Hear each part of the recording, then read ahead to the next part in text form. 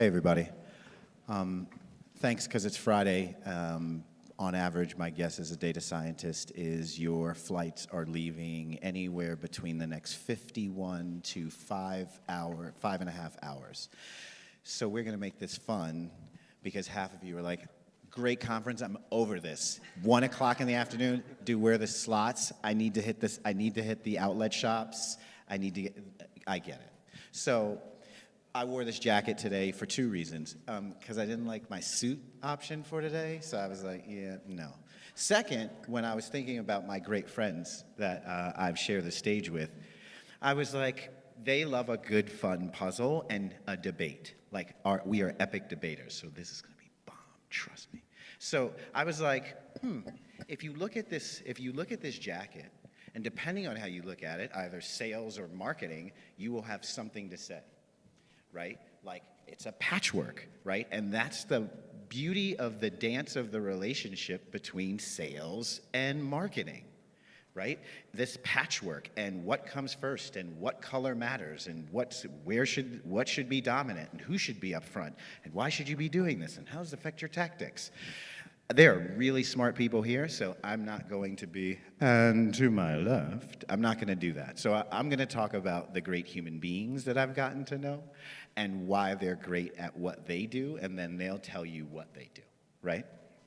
So Arun is great at really being able to see the business case, make the business case, show you why that's the case, and then get you to execute on it, right? Amazing. Right? That's what you want. Lauren, among many things, is an epic debater, and the reason why epic debaters are needed is because when you are a strategic partner, you have to be able to be the red thread and pull on it. Not only is she gifted in all of the things that she'll tell you, that gift, the ability to see the red thread and pull on it, that is what executives do. Those are, when you read about great executives, that's what great executives do. Kaushal, he is the quiet person that listens to everything you have to say for 59 minutes of the meeting and then drops the mic drop in the 1 minute. Yeah, so heard everything and you should do brrr, and then everybody's like, yeah, okay, did somebody record that? Right, because now you're at time, right? That's his gift. And lastly, Ricky. So to have empathy and to have business acumen at the same time and to be able to switch between them like a light switch is a gift. And these are the gifts of the people that I get to share the stage with. And so with that, I'd love for you guys to go. I think I'm supposed to sit over there. I didn't realize. Oh, there's my ex. Sorry, guys, here's my ex. So let's start with you, Ricky, if you don't mind telling the good folks who you are. Is this on? Is it on? Awesome. Well, thank you for staying here. It's great. Right? Yeah, kudos to you. Bravo. Happy. Right? Well, my name is Ricky Ramos. I'm a branding strategy consultant, and I work with a collective of consultants across the globe. And I'm here in a marketing and sales panel because I'm bringing the design and the creativity aspect to sales and how I was able to have direct conversations with people that I really never have conversations with, like somebody from the branding side, creating the packaging, the concept and the design, never really gets to have a conversation with the sales team that's out there and actually putting that product in the shelf. But in reality, and we were speaking about this 3 minutes ago, they're the most important people. And the fact that I was able to have that conversation first with my clients, the brand managers, and saying like, you know what, I think we need to have conversations with them. And how can I, in the design, in the packaging, in the concept, create sales arguments in order for them to sell that product correctly. So that's what I want to bring here today. Please ask questions. Nice to meet everyone. My name's Kaushal Kakadia. I'm a partner at a social media agency called Socially In. We're a global agency helping global brands worldwide do better marketing on social. And my background personally, I don't have personal experience in marketing or sales, but what I do have experience in and why I feel like it's valuable here is growing an agency from 4 people to 70 plus people worldwide through the last 9 years has been a journey that as a leader in that organization and taking a step back, I have a behind the scenes picture of how the organization thrived, first through sales, second through marketing, and where we are today. And I think I bring a perspective of, like Darnell was saying earlier, I don't have much to say about marketing and sales, but what I can bring is the empathetic, HR-driven leadership that we implied throughout our organization and how that amplified what we were doing with our sales efforts, with our marketing efforts, and how now when we talk to the world's largest brands, I'm more there of just a face, and then at the very end, like Darnell mentioned, I'll tell them why this is not important for them, but why it's important for the organization and the organization's customers, and then I drop the mic like Darnell said. Thank you all. By the way, Kaushal rhymes with social, and he's in charge of a social media marketing firm. So I was like, way to leave that one out. Good point. So hi, everyone. I'm Lauren Petrullo. I own a digital marketing agency in Orlando, and we do high-volume Facebook ads for e-commerce and lead generation clients. And we work alongside sales teams and call centers where we're providing high volume of leads, and that conversation and intersection of lead quality is where I can really come speak to the most. Last but not least. Hi everyone, my name is Arun Lal. My background's been as an entrepreneur. So I ran a tech startup for 4 years, exited that. And prior to that, been in product marketing and product management in big companies and small, but primarily always focused on B2B and enterprise SaaS generally. So that's my background. And I do care a lot about the big picture and how you design sales motions and the right collaboration and the right metrics across sales and marketing to enable better collaboration and decision making. So we'll talk about that too, hopefully, in this discussion. Looking forward to this conversation. See, I'm faking it. As you can tell, the mic's on. Oh, sure. I think they heard me. So, as you can tell, it is a great conversation ahead of us. So, I will pose to them the question that always turns this into an amazing debate. So, sales and marketing, do you notice that your partners have them properly defined? Understand the relationship between both? And understand which one drives the bus and when? Go. Go, because I can't wait for everyone to hear it. Please, no. Mic does not work. I know we're like my last panel, but anyways. I was saying I come from the creative aspects of, I guess, marketing, like that side that we only talk about concepts, we only talk about look and feel. My presentations consist of a Pinterest board, and these could be like so far away from what sales team really sees in their daily basis. So it's interesting that they've never had, well, in my experience, they always get this disconnect of these conversations, but in reality, they love design. Like the sales team loves design. The sales team wants to have like beautiful things presented to them. Why are you presenting to me this horrible PowerPoint presentation when the marketing team is getting these beautiful experiences and I'm like left on the side? And they're the ones out there selling. And I mean, I feel passionate because my first project in my entire career was in trade marketing. And then me coming from branding, I was like, really? That sounds like not sexy at all. Like, why am I gonna do trade marketing? I wanna do like a brand, I wanna create a packaging. But in the end, it was so fulfilling to have that deep conversation with someone that was like, wow, this is cool. Yes, I can use this beautiful design to present to my clients, my direct clients, when I go and do this 3-minute sale of selling a product, right? This was Heineken company in Mexico, and they were having a hard time selling Heineken to a Mexican market that really only drinks Mexican beer, and they love Mexican beer. So why would I buy Heineken? And these salespeople were asked to have conversation, and I'll be really quick on this story because it's good. They were asked to have conversations about why Heineken was better than other beers. In a marketing deck that was in English, first of all, bullet points that they really didn't understand. They are not able to pronounce even Heineken sometimes. So what we did in design, we helped the marketing team say like, okay, let's just translate all of this. Translate it to something simple, beautifully designed, yes, but with good sales arguments from the packaging and the design that you have. And that's why I feel passionate about, that's why I'm in this panel. Go ahead, Lauren, you were gonna speak, and I interrupted. No, I was just You were excited. like, yes.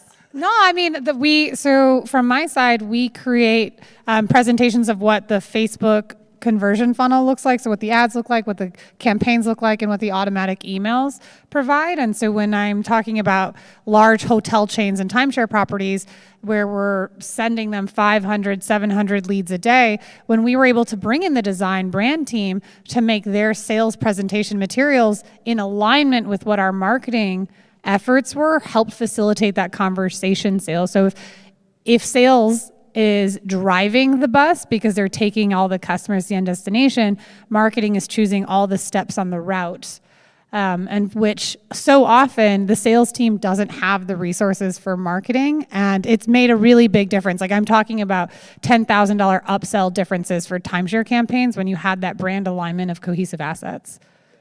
I changed my keywords from storytelling to story selling. And the sales teams loved it because it's true. They are telling stories all the time about the brands that they're selling. I think it's very important for, I think sales is definitely holding the sales number, so it's very important to align on that. I think, but once you've established some semblance or hypothesis around a sales motion, then the job of marketing is to make sure the sales velocity keeps going up every quarter over quarter by making the adjustments and making the observations around where things are stuck.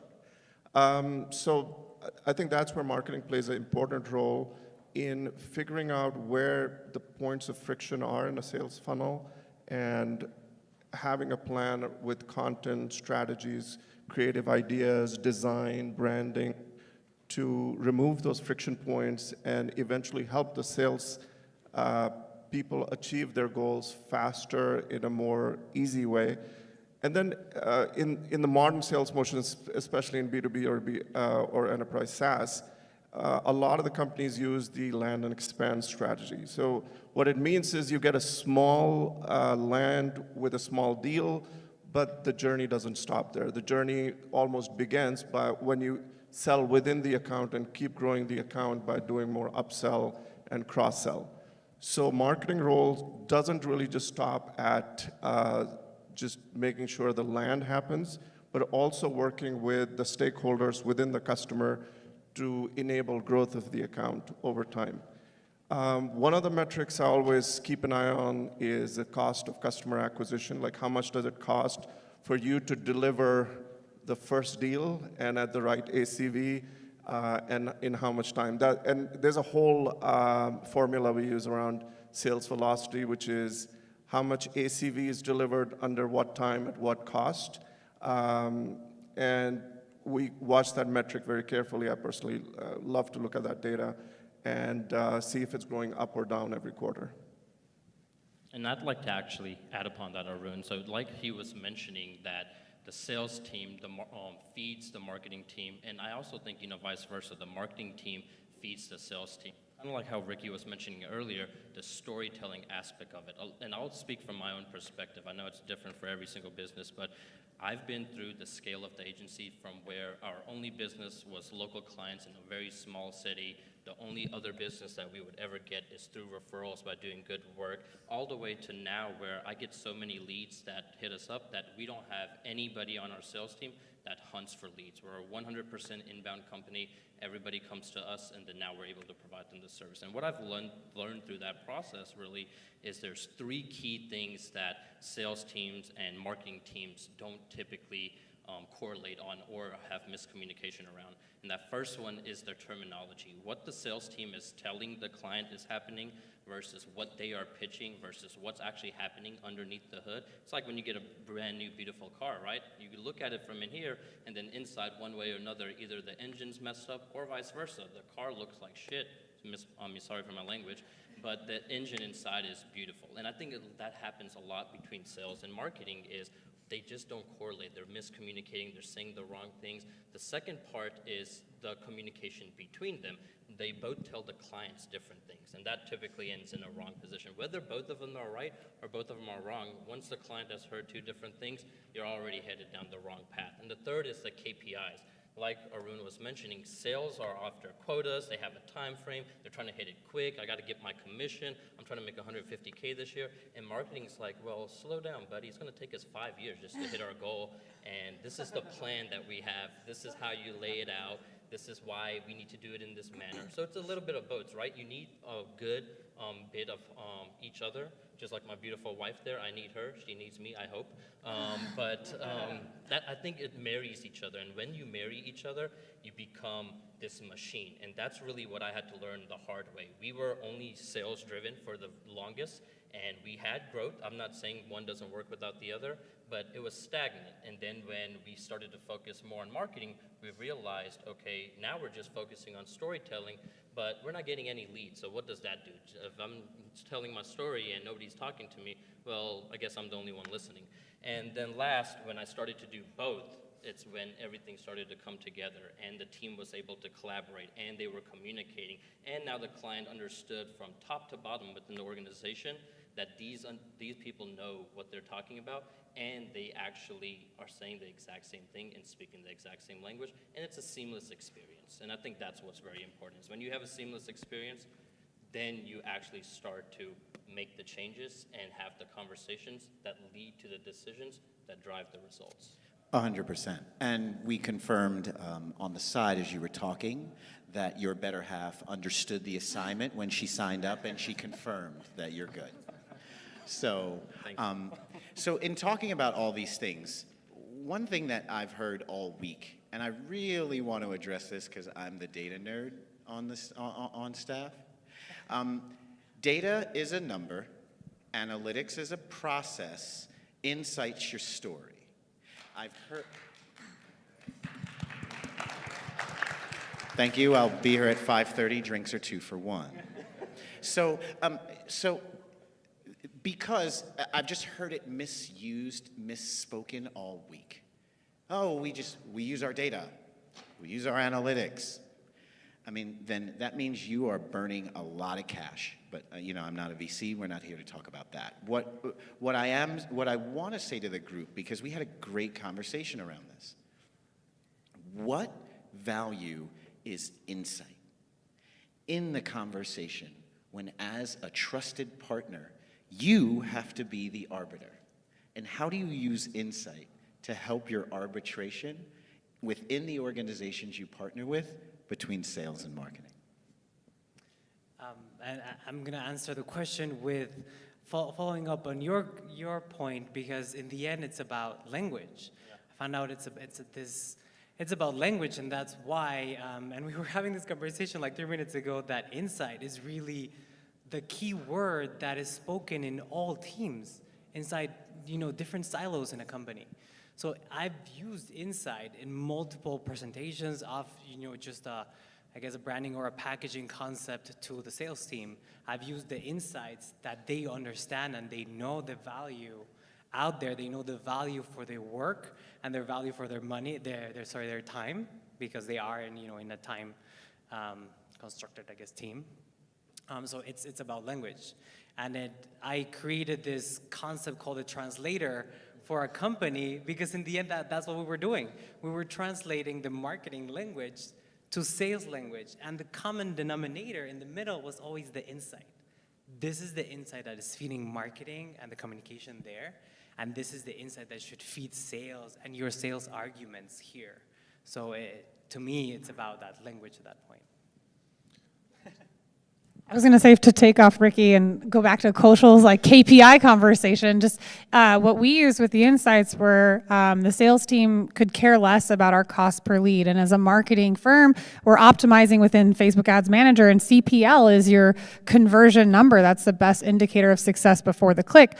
But we incorporated sales insight on lead quality and adjusted our entire language and translated it to sales, where we're really only caring about the cost per conversion of an answered call, and like backing out of this CPL optimizing before the click and doing it post-click, and getting insights from our sales team on what additional questions we want to ask in our lead qualifying forms that can indicate a higher percentage of someone getting on the phone, of someone engaging in a conversation for these high-end ticket products. So I was like, we use that language to adjust our KPI.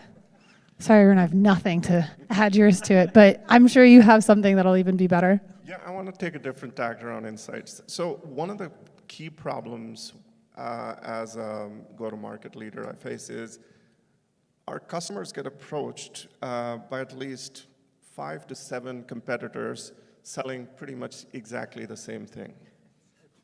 And it's very hard for our sellers to articulate our differentiation. And that's where the idea of insights comes in.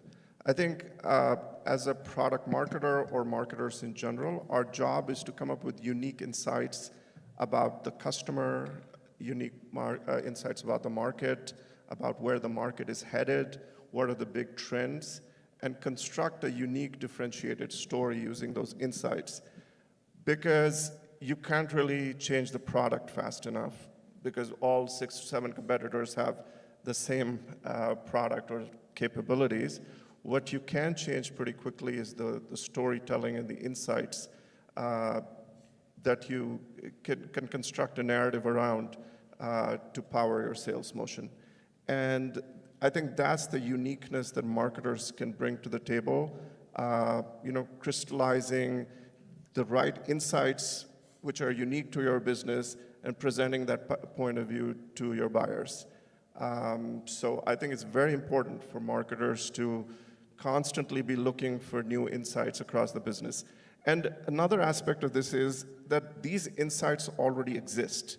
So in my case, I sometimes feel the job of marketing is not inventing so much, but rather discovering a lot of these insights. So what I constantly do as a part of the collaboration with sales is I watch the pitches, I attend a lot of meetings with customers, and in those conversations, these insights emerge. And as a marketer, you can start to recognize a pattern across multiple meetings, and you see that one insight is really resonating really well with the customer. And our job is to take it back, package it up, and make sure it scales across the entire sales team. And that's proven to be a very effective method. In fact, at the current company I'm at, Productive, we launched this notion of a SaaS intelligence movement. And the idea, while it sounds unique, actually came through a customer conversation that we had, and we picked up on that thread and then tested the idea with many other customers, and then we scaled the campaign, and it's been very successful. So net, marketers need to listen more and discover these insights rather than try to invent something. And I love the key word that you said is discovery. And I think this discovery happens, in all teams when you're like, wow, this insight is amazing about the shopper, and I can talk about it in the packaging and the design, and then the same feeling of discovery and awe and wow, I can do this for my product happens in every level. We're just not having the same conversation of like, wow, did you think that insight was cool too? Yeah, it's true. Because it is, right? Everybody has that feeling, and I think in the end, and we've spoken about this, throughout the conference, about this human connection with our work. And learning that we are actually all humans, we're all the same, we just have a title, like a different title. But we're all shoppers, we all love beautiful packaging, we all love beautiful products, we all speak the same language, and we are all in awe with discovery, which I love that keyword. And I'd like to end that with an applicable scenario. So one thing that we started to do at the agency as we started to grow and work with these brands, and as you all have known, marketing has become harder with the privacy changes, with the platforms adapting, with the landscape always changing. But the one thing that's always stayed true is the messaging and the storytelling and the creative at the end. So one of the things that we did at our agency is we hired a post-content strategist, a PCS is like what we like to call it. And what their role is, a lot of people have the idea of, hey, let's test this variable. This is what the market wants. This is what our audience is looking for. And then they run it and they get the report, the data, like Darnell was mentioning, they get the data and they think they figured it out. They think they got the magic formula. They know what's working, what's not working, and then they just continue to do the same. But what they haven't really looked at is you got the report after 1 week, but what happened in the lifespan of that creative? What did people actually say about it? How did they engage with it? What kind of emotion did it make them feel? So one of the things we've done is we've applied an actual human being to go in and gauge this by literally one-on-one, seeing what people are saying, seeing what kind of tone of voice they're using, analyzing how they're doing it. And it's actually a pretty unique perspective because one of the findings that we had was we had a company that we were working with. They were in the pet space. How many of you own animals or pets? Well, so this company was in the innovative pet equipment space. And one of the things that they created is a dog collar that is not inhumane. It doesn't shock them. It doesn't hurt them. But it has this vibrating notion that's supposed to keep them from barking. Well, any of you that may be animal lovers will probably go ahead and tell me, that's not humane, Kosha. What are you talking about? Well, we probably should have told these guys that when they were thinking about it. So we ran through this entire campaign. We spent, a couple $100. We got these clicks. Come to find out, the only thing that people are saying on their pieces of content is the angry emoji on Facebook and what the hell are y'all doing and why are y'all selling this? Come to find out, the reason that they even became the company that they are is they created another product prior to this, which was for neighbors who had other neighbors with annoying pets, and you would put this little device outside and it would emit this radio frequency that would keep the animals from barking. Or are you working with them? We didn't work with them, we fired them. But long story short, people have a misconception of they look at the report, that's the data, they're like, hey, my click-through rate is 5%, my cost per click is 50%, that's the analytics, but what they don't understand is, hey, these people were not converting because they did not like my product, because I was going after the wrong audience, because they are animal lovers, and I'm creating a product that does not tailor to animal lovers. And that's the misconception between sales and marketing and analytics and the insights is when you truly have an insight, you understand what's going to work, you understand how to pivot, and then you work on fixing it, like Arun was saying. You apply it all the way around and you fix it.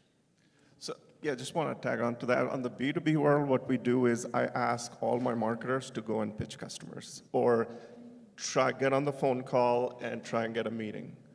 And the messaging and all the work, it becomes real so fast because you face rejection or you get no engagement from the customer, and all the marketers go back and revise their pitch decks and revise their messaging after like 5 conversations. So it's very important to go and battle test all the messaging that you do, because being in that silo or just taking the theoretical inside-out view does not help. So, yeah, that's a great practice, and I highly recommend just going and pitching and being really empathetic with the salesperson as to what they go through every day, trying to get a meeting, trying to close a deal, trying to move a deal to the next stage. Those have been some of our biggest insights. Yeah, so with our time coming to an end, want to just really name something that you guys spoke about and then ask you a question, a lightning question, and then open it up to questions. It's very interesting to look at companies as well posited as they are, or if they're a startup, have no fundamental idea of the understanding of transforming a business, yet everyone wants you to transform a business. Most times that comes because they have so much anarchy within their data. They either don't know what to do with it, they don't know how to process it, or they put so many math nerds around it that are so biased in what they see as well as the company that they get a garbage in, garbage out answer that they feel solid enough to go to market with. My company deals with bias, not here to sell it, so full stop, you can go to the website. We look at what we call a notion of algo elitism. Big companies use algorithms to be elitist, sexist, racist. I mean, you can be a black company that's offering shade products to black and brown women who like that matches their shade. But if you go to certain properties to purchase media, you will get flagged for being racist, sexist, or racy like Pornhub. So that if you take all of that bias that I'm speaking to and that sort of that algorithmic, right, and it's not just a data model. Algorithms are the strategies and the processes and those decks that we all come up with. How do you find your clients respond to it when you you put it in front of them like, hey guys, your baby's, it's not necessarily that your baby's ugly, it's more that you just need to be more consistent and maybe the pamper change, right? And how do you get them to see that?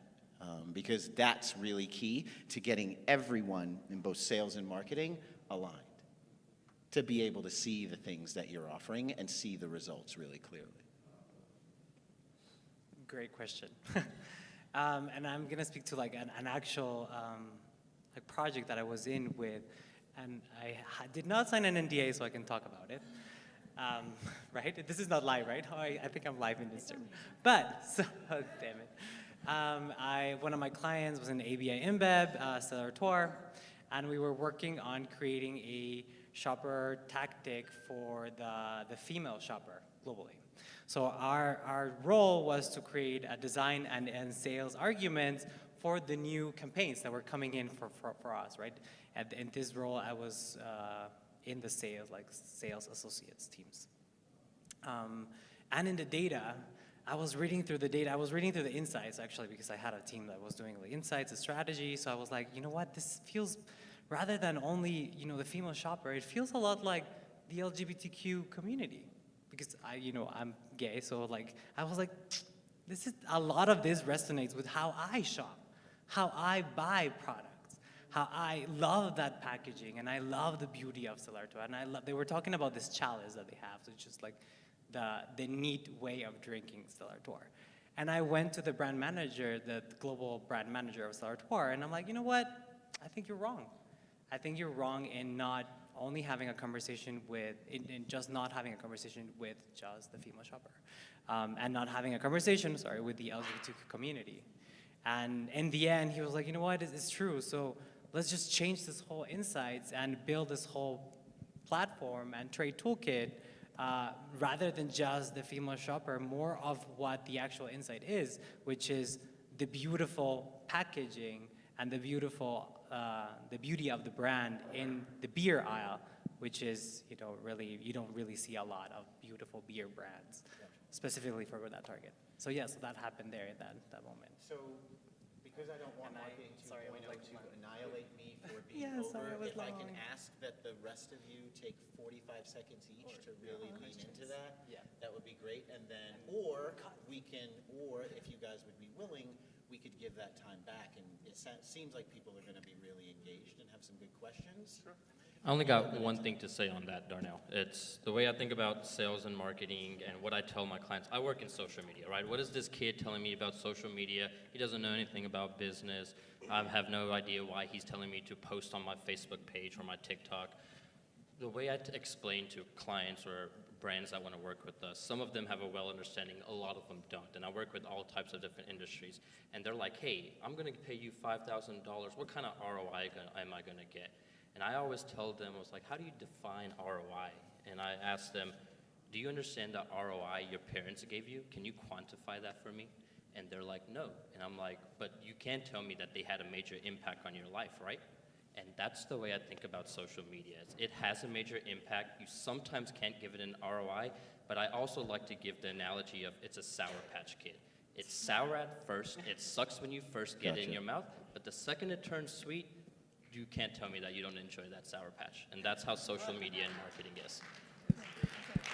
Your thoughts? Is it okay to give back? Peoples, thank you for being part of this, and thank you for letting us go over on time. Yes, and with that, we will turn it over. Please, we'd love to hear from you.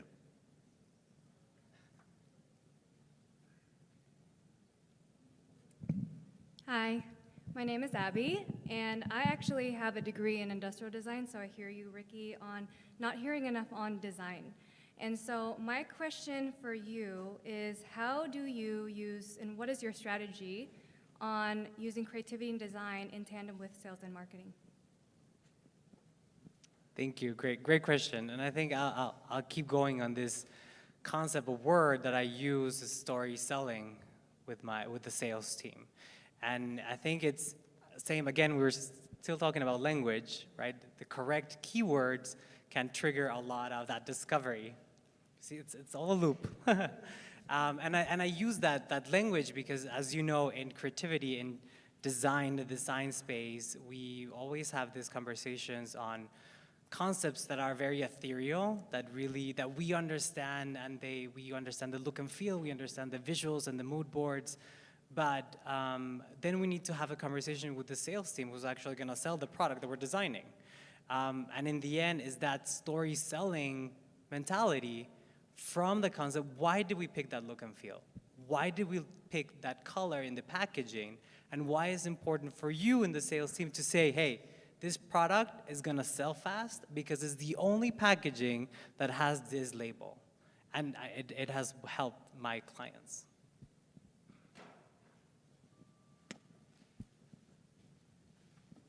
Hey guys, Sup? you guys are smart people, Thank you. Yeah. especially you. Oh. Okay, so I have a question for you guys. Look, my clients are, I own an agency, my clients are physicians, dentists, lawyers, financial advisors who make between $1 and $5 million. So I work with low volume, low velocity, low variety, high value data. Most of our high impact strategies fail to work. It's like Jetsons meeting Flintstones. It's like you need 170 net new patients to get $1 million. How do I take the whole digital marketing metaverse to that thing? I mean, you talked about segmentation. I mean, 170 net new patients, $1 million. I mean, there is not enough data to slice, not enough data to analyze. You say, insights? I mean, what bloody insight? I could make someone make a... how do I do the cool sciencey stuff to someone who makes $1 million from 170 people? Great question, right? So most people, we have mythologized what big data is, and unless you have any fundamentals in math, you really kind of don't understand what big data really is. Big data is just more throughput. It's not really bigger data because it's actually, from a math standpoint, built off of small data, same way equivalent to when you were in 3rd grade and you learned operators inside of a formula to make the formula bigger to get you to an answer. That's it. So you actually already have all the information that you need. What the biggest point with information is the answer to the why question. People either get scared to ask the why question, don't ask enough why questions, or stop asking the why questions. So for example, specifically to what you're talking about, so it doesn't feel like, a gloss over, your focus should probably be on what we call it distinctly time, place, and situation. You need to have those triangulated. Unless you have those triangulated, you will never be able to understand how your things are working in concert. You need to understand that physicians in Iowa at 7 p.m. are favorable to receiving an email on a Samsung mobile device specifically of this model. If you have that information, you could have that information from 10 visits to a website. You don't need 10,000 in order to do that. Again, to my point about the mythologizing of needing volume and velocity. You do not need volume and velocity unless your business pushes volume and velocity. If you're starting in micro spaces, you deal with your micro instances and your micro circumstances, and you triangulate them. Because if you consistently triangulate micro instances, they then lead to the macro things you're trying to achieve. I hope that helps.